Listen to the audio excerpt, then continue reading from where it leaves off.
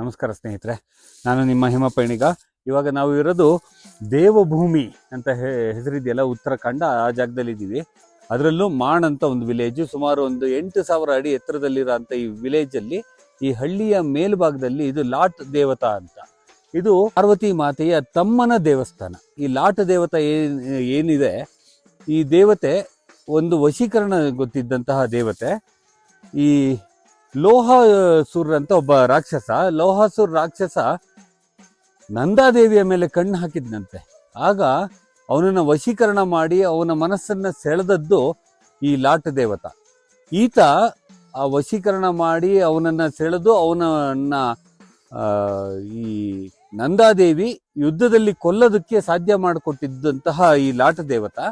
ಹಾಗಾಗಿ ಈ ಲಾಟ ದೇವತನ್ನ ನಂದಾದೇವಿ ತನ್ನ ತಮ್ಮ ಅಂತಲೇ ಹೇಳ್ತಾಳೆ.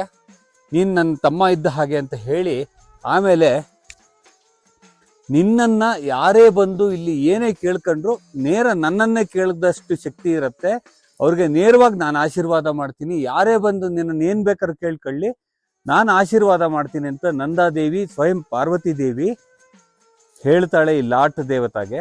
ಅವತ್ತಿನಿಂದ ಇವತ್ತಿನ ತನಕ ಈ ಜನ ಇಲ್ಲಿ ಬಂದು ಈ ಮರದ ರೂಪದಲ್ಲಿರುವ ಲಾಟ್ ದೇವತಾನ್ನ ಪೂಜೆ ಮಾಡ್ತಾರೆ. ಮತ್ತೆ ಈ ಗೇಟಿನ ಒಳಗಡೆ ಪುರೋಹಿತರನ್ನ ಬಿಟ್ರೆ, ಈ ದೇವಸ್ಥಾನದ ಪೂಜಾರಿಯನ್ನ ಬಿಟ್ಟರೆ ಇನ್ಯಾರು ಒಳಗಡೆ ಹೋಗೋದಿಲ್ವಂತೆ. ಹಾಗಾಗಿ ನಾವು ಇಲ್ಲೇ ನಿಂತ್ವಿ. ಇಲ್ಲಿ ನೋಡಬಹುದು ನೀವು, ಸುಮಾರು ಜನ ಅವರ ಒಂದು ಹರಕೆ ಏನಿದೆ, ಹರಕೆಯನ್ನ ತೀರಿಸಿ, ಆ ಹರಕೆ ಆದಮೇಲೆ, ಹರಕೆ ಏನು ಕೇಳ್ಕೊಂಡಿದ್ರು ಅದು ಸರಿ ಆದ್ಮೇಲೆ ಇಲ್ಲಿ ಬಂದು ಈ ತರ ಒಂದು ಗಂಟೆಯನ್ನ ಕಟ್ಟಿ ಹೋಗ್ತಾರೆ. ಗಂಟೆ ಮೇಲೆ ತಮ್ಮ ಹೆಸರನ್ನ ಬರೆಸಿ ಈ ಗಂಟೆ ಕಟ್ಟಿ ಹೋಗ್ಬೇಕಂತೆ. ಇದೆಲ್ಲ ಈ ಲಾಟ ದೇವತೆಯ ಮಹಾತ್ಮೆ.